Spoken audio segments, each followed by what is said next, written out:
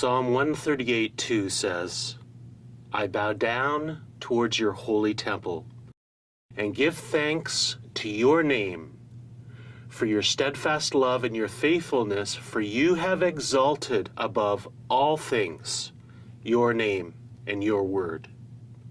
Now your Bible might say something like, for you have magnified your word above your name, as if it's saying God esteems his word above his name. But the translation of these two noun clauses, your name and your word, is really quite simple, as they hold equal value within the ancient Hebrew text. In other words, God has exalted his name with identical strength, with the same sense of importance as his word, which he has used to create and sustain everything, and by which is the very means of our salvation. So as we explore this topic of God's sacred name, we need to understand we're talking about something that is as rich and significant as God's word itself. Welcome to our second video in our series on God's name, Yahuwah, which has been created to augment the first video of this series, where we explained how to pronounce God's sacred name. Many find the information in the first video compelling, and rightly so, as we offer 10 different lines of evidence to back up our conclusion. However, many still wonder why so many biblical scholars still use the two most popular names ascribed to God's sacred name, Jehovah and Yahweh. So we've put this study together identifying textual, historical, and archaeological evidence of how God's sacred name has been pronounced throughout history. What you're going to discover is that the key historical figures and the overwhelming historical evidence points to the phonetic pronunciation of Yahuwah. Most scholars are discreetly backing away from the use of the name Jehovah, as this is a German language transliteration, and neither the letter J nor the letter V had an equivalent in ancient Hebrew. So the name is easily dispensed. In fact, as more evidence comes into view, even the Jehovah Witnesses are abandoning this name in their own discussion forums. The second popular name most of us are familiar with is Yahweh, or Yahweh as some pronounce it.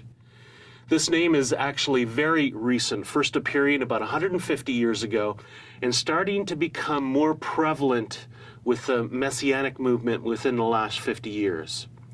Yet it's how this name Yahweh was derived and why scholars are still so dedicated to it that makes the use of this word such a fascinating story. To lay out our case that God's sacred name is correctly pronounced as Yahuwah, we're going to break down what we've learned through archaeological discoveries, ancient texts, and records of how scholars used the Tetragrammaton through history into 3 time periods. Review the following timelines and it'll soon become clear why we've broken up the evidence into these periods of time. There's no doubt about it. This is a real-life Indiana Jones adventure, and what lies at the end of the treasure map is a pearl of great worth, the key of David to the kingdom of Yah.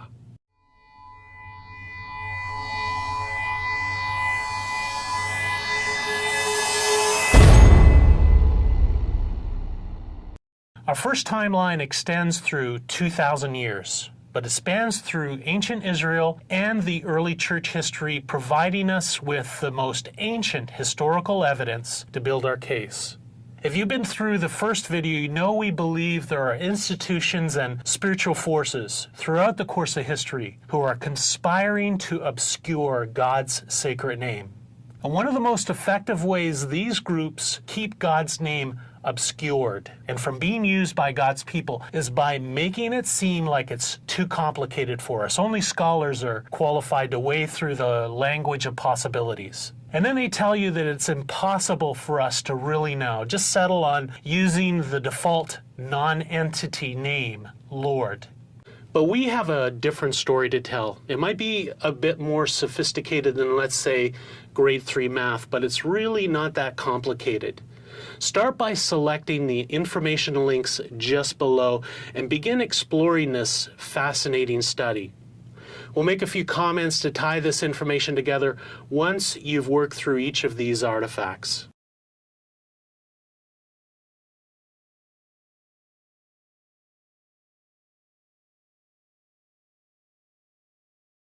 Our first artifact is located in Soleb, a town on the west side of the Nile River in today's central Sudan.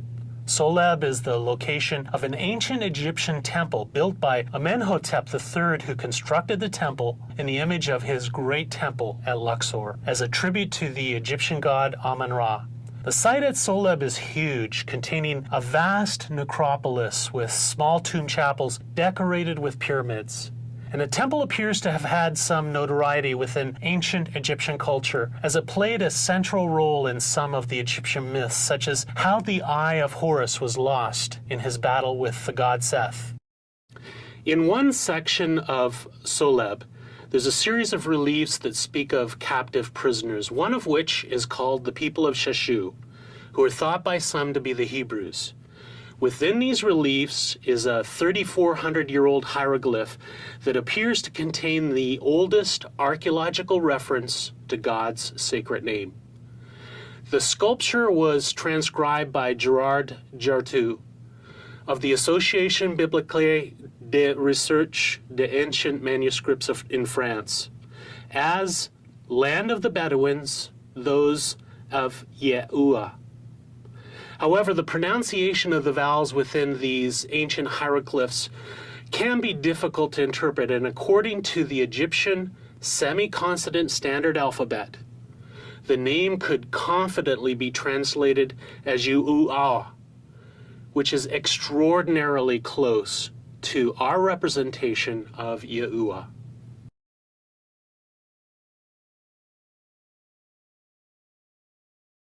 The 2-meter-high black obelisk of Salmanizer III was found in the palace at Nimrud and depicts 5 different subdued kings who are pictured as bringing tribute and prostrating themselves before the Assyrian king. On the second panel down on one of the 4 sides of the obelisk, you can find King Yahuwah of Israel kneeling before Salmanizer, depicting the king of the northern 10 tribes of Israel in 2 Kings 10 at the very time historians would expect, about 840 BC. This artifact adds profound contribution to our research, as here on the obelisk, the king of Israel, known in English as Jehu, son of Omri, we read Jehu's name rendered in Akkadian cuneiform as Yahuwah. This demonstrates the fact that all of the theophoric names beginning with the letters Yud and He, which are found much later in the Masoretic texts as Yah, should in fact be pronounced as Yah.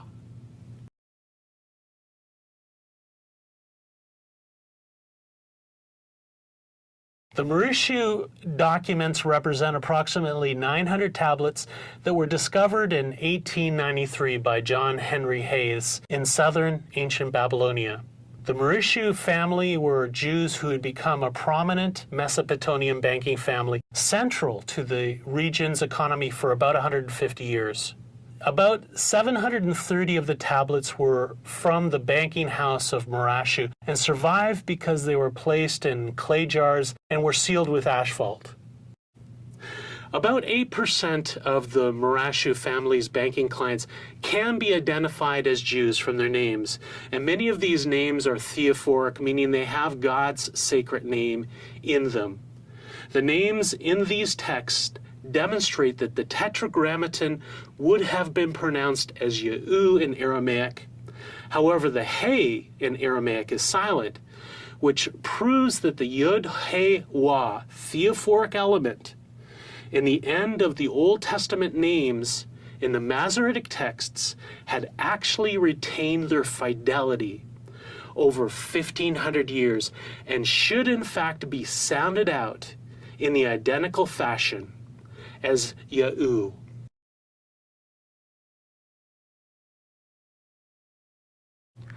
In 607 BC, the Babylonians razed the city of Jerusalem to the ground, and many Jews who were not captured fled to Egypt.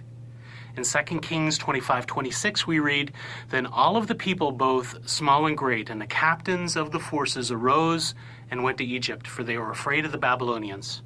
Jeremiah and Ezekiel suggest that many of these Jews fled to Tahpanhes, located in the Titanic branch of the Nile River.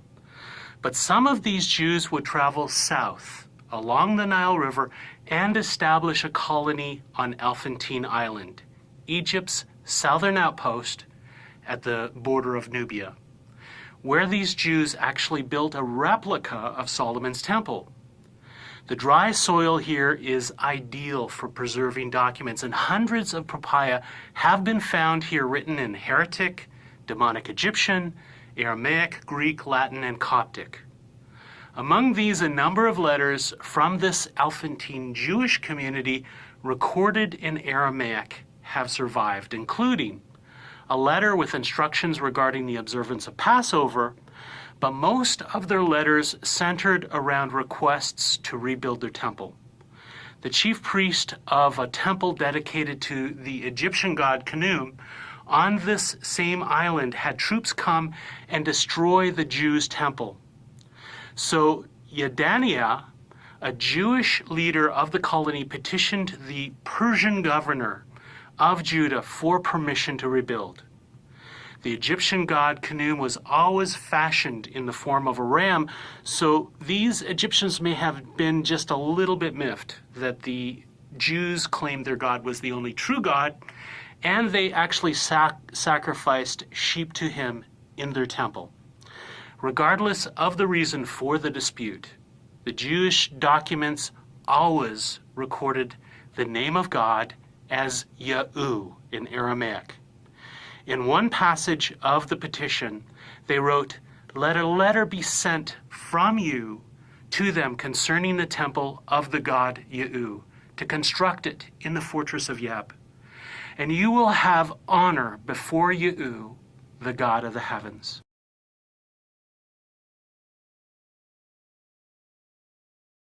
The Old Testament was first translated into Greek around 300 BC by a group of Hellenized Jews in the Egyptian city of Alexandria. This Greek translation of the Old Testament is referred to as the Septuagint and is still used today for translation and textual criticism.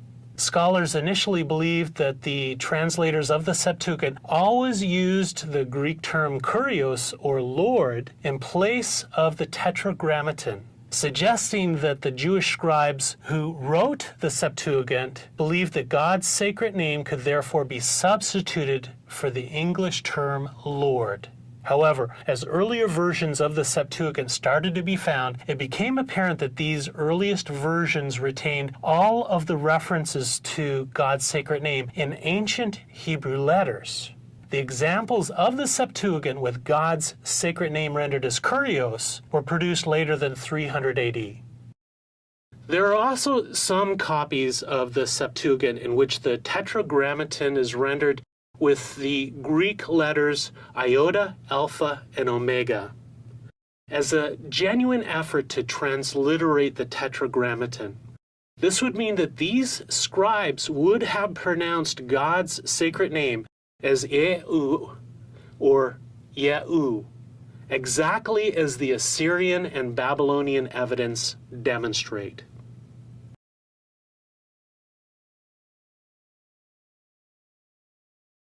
Flavius Josephus was a first-century Jewish historian who initially fought against the Romans during the First Jewish-Roman War as the head of the Jewish forces in Galilee, until he eventually surrendered to Rome in 67 AD.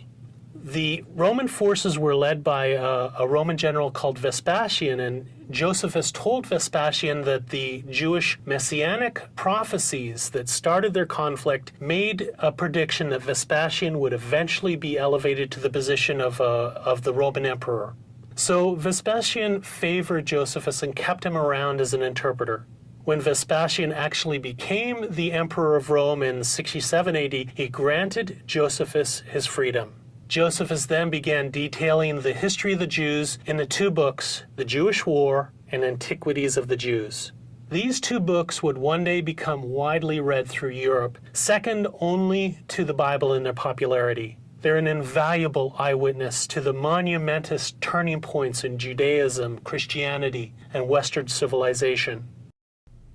Now, in chapter 5 of volume 5 of his work, The War of the Jews, Josephus, speaking of the high priest, said this, "A meter also of linen encompassed his head, which was tied a blue ribbon, about which there was another golden crown, in which was engraved the sacred name of God.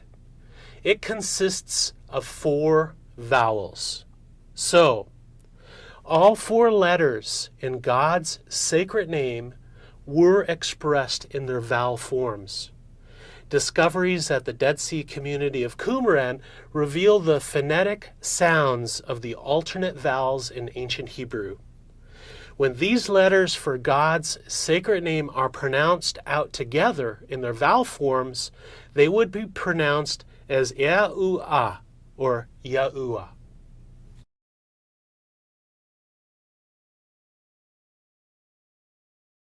Clement of Alexandria was a Christian theologian who taught at the Catechetical School of Alexandria in Egypt around 200 AD. Clement was Origen's predecessor at the Catechetical School of Alexandria, and Origen profoundly influenced Augustine, so Clement and his Hellenistic philosophy definitely made its mark on the early church. Most theologians who prefer to pronounce the Tetragrammaton as Yahweh point back to Clement, who supposedly rendered the Tetragrammaton in Greek as Yahuwah, which we would pronounce in English as Yahuwah or Yahweh. However, this is a mistake. The only surviving manuscript of Clement's Stromata where he spells out the Tetragrammaton in Greek is in Codex L, and here we find the original spelling is actually Yahu, exactly as the Assyrian, Babylonian, and Septuagint evidence referenced earlier would suggest.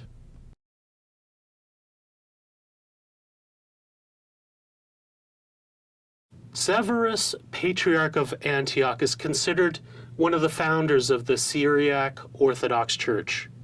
Through his prolific writings and leadership, Severus was successful in uniting the non-Caledonians into one body with a definite formulated creed. Very little has survived of his work, but we do have a commentary he wrote on the Gospel of John, where Severus used the Greek letters IOA or Yahuwah to identify God's sacred name. No one really knows how he came up with this rendering of the Tetragrammaton, but it is without question the simplest way to spell God's sacred name Yahuwah by using Greek letters.